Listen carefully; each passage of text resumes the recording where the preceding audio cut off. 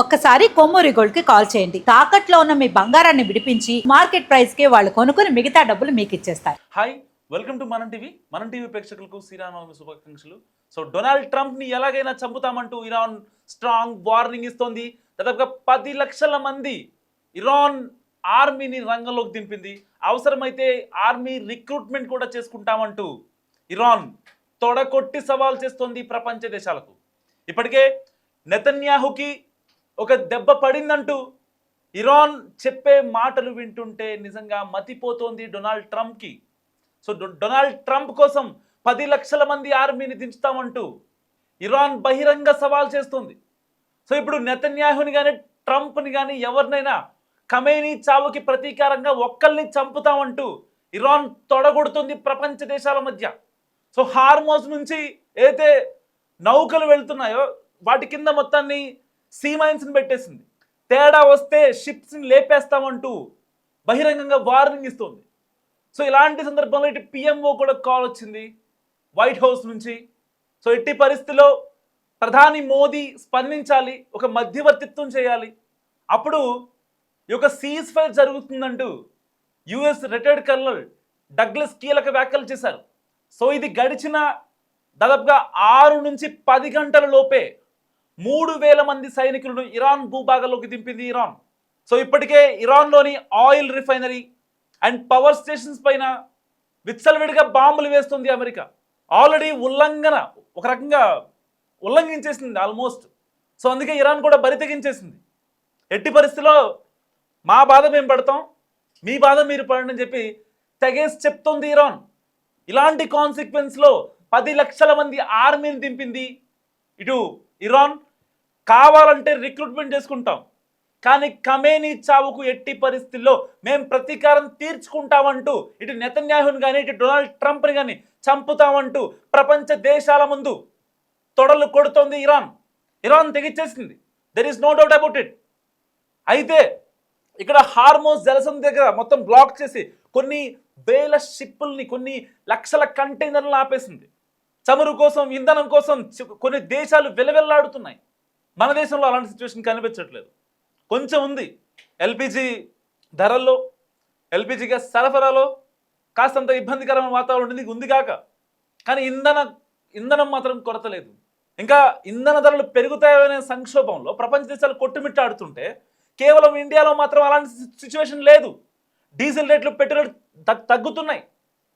Petrol ధర 2.5 rupee పెరిగిందేమో, పెరిగింది కాక, బట్ ఆ యొక్క డౌన్ఫాల్ అనేది ఇప్పుడు మనం చూస్తున్నాం.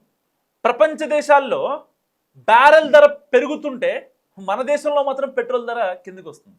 సో ఇలాంటి కాన్సిక్వెన్స్ 1 కాదు 2 కాదు, ఇప్పుడు డొనాల్డ్ ట్రంప్ ఏదైనా సరే చేయడానికి సిద్ధంగా ఉన్నాడు. అదే 3000 మంది సోల్జర్స్ని పంపించాడు ఇరాన్ మీదకి. వాళ్ళంతా ఇరాన్ భూభాగంలోకి వెళ్తున్నారు. వాళ్ళంతా ఎట్టి పరిస్థితిలో వాళ్ళని మేము చంపేసే వస్తామని చెప్పి 3000 మంది గెరిల్లా లాంటి సైన్యం బయలుదేరింది. 82nd బ్యాచ్ ఇది. సో వాళ్ళ దగ్గర అత్యాధునిక ఆయుధాలు ఉంటాయి, అత్యాధునిక మిసైల్స్ ఉంటాయి. ఎవరు ఏం చేస్తారో తెలియదు. ఆ 3000 మంది అమెరికా నుంచి వచ్చిన వాళ్ళకి ఇది ఒక మైండ్ గేమ్ అనుకోవచ్చు ఒక రకంగా. సో అలాంటి బ్యాచ్ని ప్రపంచ దేశాలు ఎప్పుడూ చూడలేదు. మరి నిజంగా అంత పెద్ద బ్యాచ్ ఏదైతే 3000 మందితో కూడిన 82nd ఏదో చెప్తున్నారో ఈ గెరిల్లా సోల్జర్స్, మరి నిజంగా అంత ఇది ఉంటే అమెరికా ఏ రోజు కూడా భయపడేది కాదు ఇరాన్ మీద భయపడింది అంటే రీజన్ ఏంటి? వాళ్ళ దగ్గర సైనిక శక్తి తక్కువగా ఉంది, వాళ్ళ దగ్గర కొన్ని మిసైల్స్ లేవు, రాడార్ కమ్యూనిటీ కంప్లీట్గా దొబ్బింది.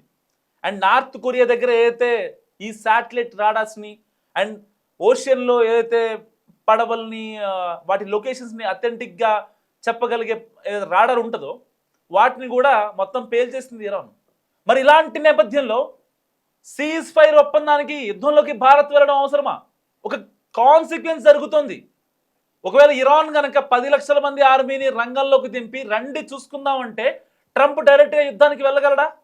10 లక్షల మంది అంటే ఇమాజిన్, దేశ సరిహద్దుల్లో 10 లక్షల మంది ఇలా నుంచోబెట్టి రండి చూసుకుందాం అంటే ఎంత యుద్ధం జరుగుద్ది. ఆన్ ది స్పాట్లో హార్మోజ్ జలసంధి దగ్గర ఉన్న 1000 షిప్పులు ఏవైతే వెయిట్ చేస్తున్నాయో, దాదాపుగా 20-25 రోజులుగా వెయిట్ చేస్తున్న షిప్పులు ఏవైతే ఉన్నాయో వాటన్నిటినీ పేల్చేసింది. కొన్ని వేల కోట్లు, కొన్ని లక్షల కోట్ల నష్టం, 1000 షిప్పులు, ల్యాక్స్ ఆఫ్ కంటైనర్స్, కోట్ల రూపాయల చమురు మొత్తం ఆవిరైపోద్ది. అలాంటి ఒక స్పెక్యులేషన్, ఒక కాన్సిక్వెన్స్ ఏర్పడుతుంది ఇక్కడ. సో ఎట్టి పరిస్థితిలో ఇక్కడ ఎలాంటి ప్రమాదం జరిగినా ప్రపంచ దేశాలు ఇబ్బంది పడుతున్నాయి. అప్పట్లో ఉక్రెయిన్ రష్యా వార్ జరిగింది, దానివల్ల ఎవరు కూడా ఇబ్బంది పడలేదు. అంటే ప్రపంచ దేశాలు క్రైసిస్లోకి వెళ్ళే, సంక్షోభంలోకి వెళ్ళే జరగల. సో అన్ని దేశాలు లేదు యుద్ధం ఆపాలని చెప్పారు. ఈవెన్ మన మోడీ గారు కూడా యుద్ధాలు ఆపాలని చెప్పారు. సరే ఓకే ఫైన్, జరిగింది అయిపోయింది. సో ప్రపంచ దేశాలు మొత్తం మన మాట వినేవే. బేసిక్గా ఫ్రెండ్లీ నేచర్తోనే ఉంటాం తప్ప మనం ఒక డ్యూయల్ నేచర్తో ట్రంప్ గారి లాగా మనం ఉండం. ప్రాణం పోయినా మన ఇండియన్స్ వాళ్ళు కాదు ఆ నేచర్, డ్యూయల్ నేచర్. చాలామంది దేశ నేతలు పనిచేశారు భారతదేశానికి. ఏ ఒక్క భారతదేశానికి పనిచేసిన అధిపతి కూడా, అధినేత కూడా ఎప్పుడు అలాంటి డ్యూయల్ నేచర్తో ఉండలేదు. మేబీ అందుకే మనం ఇంత హైట్లో ఉన్నాం ఇవాళ. డైరెక్ట్గా యుఎస్కి రిటైర్డ్ కల్నల్గా పనిచేసినటువంటి డగ్లస్ అనే వ్యక్తి డైరెక్ట్గా మన దేశాన్ని ప్రపంచ స్థాయిలో కూర్చోబెట్టాడు. భారతదేశం ఎంటర్ అయితే నెక్స్ట్ లెవెల్లో ఉంటుంది. సో యుద్ధాన్ని ఆపాలంటే మోడీ గారే, దెర్ ఈజ్ నో పర్సన్ అని చెప్పి ఆయన కరాఖండిగా చెప్పారు. ఒకవేళ పాకిస్తాన్ వచ్చినా సరే దాని బొందనడు మాట్లాడారు. పాకిస్తాన్ వస్తానంటే అదొక పాకి కంట్రీ, అలాంటి కంట్రీతో మనకెందుకని చెప్పారు. మరి ఇలాంటి కాన్సిక్వెన్స్లో ఇరాన్ డొనాల్డ్ ట్రంప్ని చంపగలదా, లేదా నెతన్యాహుని చంపగలదా? ఎవరిని చంపగలదు? ఏమనుకుంటున్నారు మీరు? మస్ట్ కామెంట్ చేసే ప్రయత్నం చేయండి.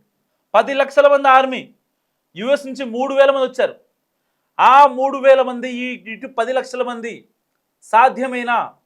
సాధ్యాసాధ్యాలపై అసలు అమెరికా దగ్గర ఎలాంటి మైండ్ గేమ్ ఉంది, ఎలాంటి స్ట్రాటజీ ఉంది? ఎందుకంటే ఆల్మోస్ట్ చర్చలు జరుగుతున్నాయి, ఇంకా జరుగుతున్నాయి. ఇప్పటికీ still there accepting some letters, there accepting some mails from Iran. White House still accepting. White House wants to stop the war. That's the reason Douglas told that we need Modi help. So ఎట్టి పరిస్థితుల్లో white house నుంచి చెప్పుతున్నదే, మాకెట్టి పరిస్థితిలో కావాలి, మాకు cease fire కావాలి. Trump కూడా మోడీ మాట వినడానికి సిద్ధంగా ఉన్నాడంటూ వాళ్ళు చెప్తున్నారు. ఒక పక్కేమో ట్రంప్ని మాట్లాడదామంటే ఇప్పుడు వరకు బాగానే ఉంటాడు, మళ్ళీ తర్వాత కాసేపు అయిన తర్వాత మళ్ళీ ఏదేదో మాట్లాడతాడు. సో ట్రంప్ని నమ్మే పరిస్థితి లేదు ఇక్కడ. మరి ఇలాంటి కాన్సిక్వెన్సెస్లో ట్రంప్ని లేపేయడం ఇరాన్ సాధ్యమేనా? నెతన్యాహుకు ఆల్రెడీ ఒక దెబ్బ ఇచ్చామని చెప్తున్న ఇరాన్ మరి సెకండ్ దెబ్బ ఎలా కొట్టబోతుంది? డొనాల్డ్ ట్రంప్ చేస్తున్న స్ట్రాటజీ ఏంటి ప్రపంచ దేశాలపై? మసే కామెంట్ చేసే ప్రయత్నం చేయండి. 10 లక్షల మంది ఆర్మీని దింపింది ఇరాన్. సో మరి ఇంకా రిక్రూట్మెంట్ జరుగుతుంది. ఎలాగైనా సరే మేము తెగించాం, ఖమేనీ చావుకి ప్రతీకారం తీర్చుకుంటామంటూ ఇరాన్ కరాఖండిగా చెప్తుంది. మీరేమనుకుంటున్నారో మసే కామెంట్ చేసే ప్రయత్నం చేయండి.